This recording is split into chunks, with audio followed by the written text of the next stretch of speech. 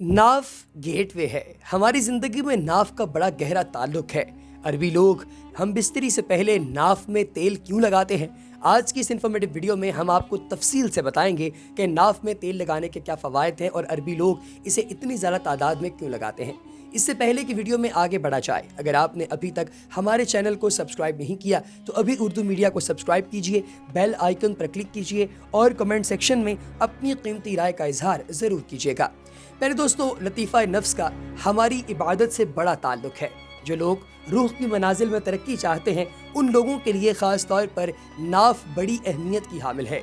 जो लोग कहते हैं कि हमारे होंठ फट जाते हैं या चेहरा फट जाता है या हमारी स्किन बहुत खुश्क और खुरदरी हो जाती है, उन लोगों के लिए नाफ में तेल लगाना जादू का काम करेगा। इसका तरीका यह है कि सादा सी वैज़लीन लें और रात को सोते वक्त नाफ को वैज़लीन से भर दें। सुबह जब आप उठकर देखेंगे तो आप हैरान रह जाएंगे कि वैज़लीन गायब है और सिर्फ चिकनाई बाकी है। वो इसलिए कि नाफ इसको खुद ब खुद जज़ब कर लेती है। दोस्तों, चेहरे के हुस्न जमाल के लिए नाफ का बड़ा गहरा ताल्लुक है। माँ के पेट में कुछ भी नहीं था, सिर्फ ये नाफ ही तो थी जिसके ज़रिए अल्लाह ताला ने इतने पौंड का बच्चा बना दिया। ये नाफ ही थी जिसके ज़रिए दिल बना, ये नाफ ही थी जिसके ज़रिए जिगर बना, ये नाफ ही थी जिसके ज़रिए हाथ पाँव बने। जी हाँ, ये नाफ ही थी जिसके ज़रिए इतने खूबसूरत और सिल्की बाल लेकर बच्चा पैदा होता है। और जब नाफ का निज़ाम माँ के पेट में ख़राब हो जाता है तो बच्चे एबनॉर्मल या अपाहिज पैदा होते हैं। इसीलिए अरबी लोग हम बिस्तरी से पहले नाफ में अच्छी तरह तेल लगाते हैं, ताकि जब वो हम बिस्तरी करें और उसके नतीजे में बच्चा पैदा हो तो उस बच्चे में किसी भी किस्म की कोई भी एबनॉर्मेलिटी या इनसिक्योरिटी पैदा ना हो। दोस्तों, बहुत सारे लोग ये सोचते हैं कि हम कितने अजीब हैं कि माँ के पेट में नाफ से इतनी यारी और पैदा होने के बाद हम नाफ को भूल ही जाते हैं।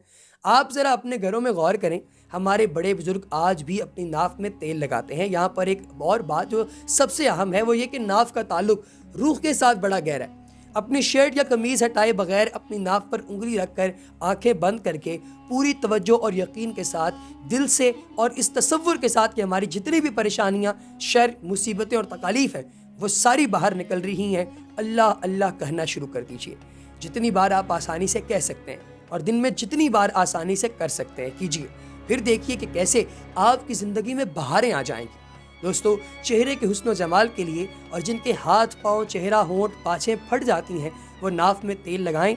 ज़हनी टेंशन, स्ट्रेस, एंग्जाइटी के लिए ये बहुत ही ज़्यादा जो है ये ज़बरदस्त किस्म का आपको फ़ायदा पहुंचाती है।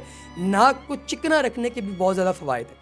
डिप्रेशन, उकताहट, बेचैनी, पट्ठों और आसाबी खिंचाव, ज़हनी तनाव, हर वक्त गुस्सा आना, मियाँ बीवी की हर वक्त की चिख, इन सब चीज़ों से भी आपको बचाती है आपकी नाफ के अंदर लगाने वाली चिकनाई।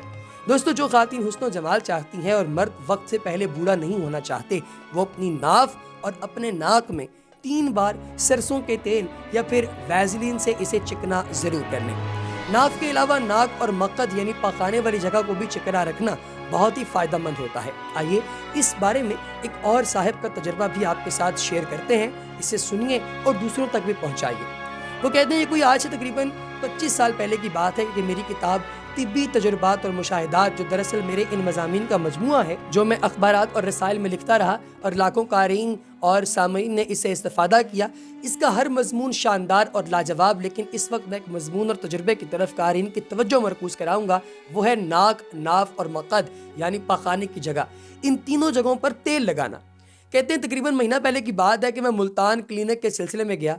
देरीना करम फरमा और मोहसिन हकीम ज़ियाउर रहमान साहब के साथ कुछ वक्त गुजारा। अपनी गाड़ी में बैठे थे कि जेब में हाथ डालकर एक छोटी सी डिबिया निकाली। मैं समझा शायद निस्वार मुंह में रखने के लिए डिबिया निकाली है, लेकिन नहीं, वो तो एक आम सी सादा सी वैज़लीन थी जो हाथ की छोटी उंगली से निकालकर नाक के अंदर लगाई, पहले दाएं नथने में फिर बाएं नथने में, और फिर अच्छी तरह दोनों उंगलियों से नाक को बाहर से मल दिया। फरमाने लगे, आप भी लगा लें। मैंने भी लगा ली। मुझे अपना पुराना लिखा हुआ मजमून और अपनी ज़िंदगी का मामूल याद आ गया। मैं भी ऐसा करता हूँ, लेकिन मैं तेल लगाता हूँ। हकीम साहब फरमाने लगे, तेल लगाएं, देसी घी लगाएं या वैज़लीन, नाक के अंदर के हिस्से का हर वक्त चिकना रहना बहुत ज़रूरी। गर्द आलूद फ़ज़ाएँ, धुआं, मिट्टी और जहरीली गैसें नाक के ज़रिए जिस्म में दाखिल होती हैं और हमारा नाक बिल्कुल खुश्क होता है। बस सेहत का खुशनुमा राज यही है कि इसको खुश्क नहीं होना चाहिए। قارئین میں سال سے ناک میں تیل لگانے کے مشاہدات سے گزر رہا ہوں، لیکن حکیم صاحب کی یہ بات مجھے اچھی لگی کہ تیل جلدی بہہ جاتا ہے اور ویزلین بہت دیر تک اٹکی رہتی اور ناک کے اندرونی حصے کو چکنا رکھتی ہے۔ ایسے لوگ جو مشینی دور میں مشینی زندگی گزار رہے ہیں، ان کو سر کھجانے کی فرصت نہیں، نیند ان کی پوری نہیں ہوتی۔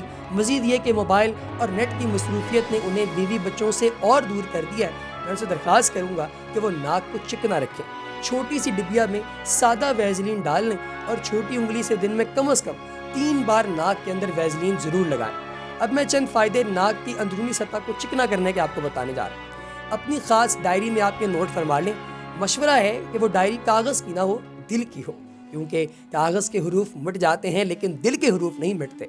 کتنا ہی پرانا درد سر ہو جو کسی بھی دوا سے نہ جاتا ہو، چکر، ہر وقت سر پکڑا رہنا، سر گھومنا، چلتے ہوئے گر جانا، ڈپریشن، اکتاہٹ، بے چینی، اعصابی کھچاؤ، ذہنی تناؤ، طبیعت میں اضطراب، ہر وقت غصہ، نیند کی کمی، پٹھوں اور اعصاب کا کھچاؤ، ہر وقت گھریلو جھگڑے، میاں بیوی کی ہر وقت چخ، بچوں کا غصہ، بچوں کی نافرمانی، جہاں تربیت اور توجہ ہو وہاں غذاؤں میں مسالے دار چیزوں میں کمی، اعمال کا کرنا اور بچوں کے ناک کو چکنا رکھنا، یادداشت کی کمی، بھول جانا، سوچنا کیا، کہنا کیا، کر کچھ رہے ہیں، کہہ کچھ رہے ہیں، نظر کی کمزوری، نمبر کا مسلسل بڑھنا، 1 کے 2 نظر آنا، آنکھوں سے پانی، دھندلاہٹ، ٹوٹا جسم، ہر وقت جی چاہنا کہ مجھے کوئی دوائے، کھچی طبیعت، پنڈلیوں کا درد، کمر کا درد، معدے کے مسائل، غذا کا صحیح جزو بدن نہ بننا اور صحیح خون نہ بننا، جلد کی خشکی، اس کی رنگت میں سیاہی۔ ناک کو چکنا کرنے کا فارمولا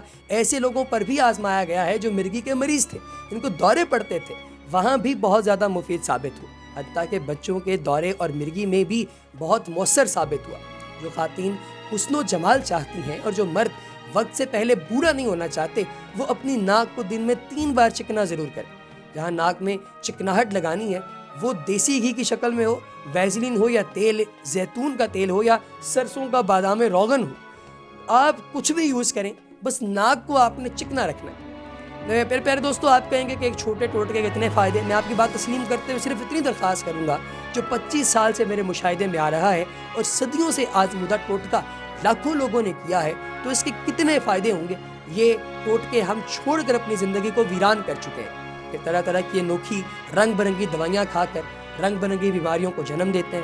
آپ کا کیا خیال ہے؟ چھوٹے ٹوٹکے مفت بے قیمت ہیں، کیا آپ اس کی قدر نہیں کریں گے؟ کیا رنگ برنگی قیمتی گولیاں سرخ و سبز نوٹ دیکھ کر خریدتے ہیں، ایک بیماری سے نکل کر دوسری میں اور یوں ہی زندگی کے دن رات اور بیماریوں میں کھو دیتے ہیں؟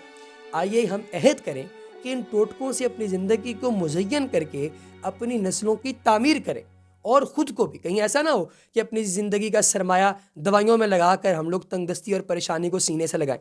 میں نہیں چاہتا ایسا ہو، اس لیے لاکھوں کروڑوں لوگوں کے لیے ایسے بے قیمت لیکن شاندار ٹوٹکے میں ڈھونڈ کر آپ لوگوں کے لیے لاتا ہوں۔ اگلی ویڈیو تک ہمیں دیجیے اجازت، اپنا بہت سا خیال رکھیے گا۔ اللہ حافظ۔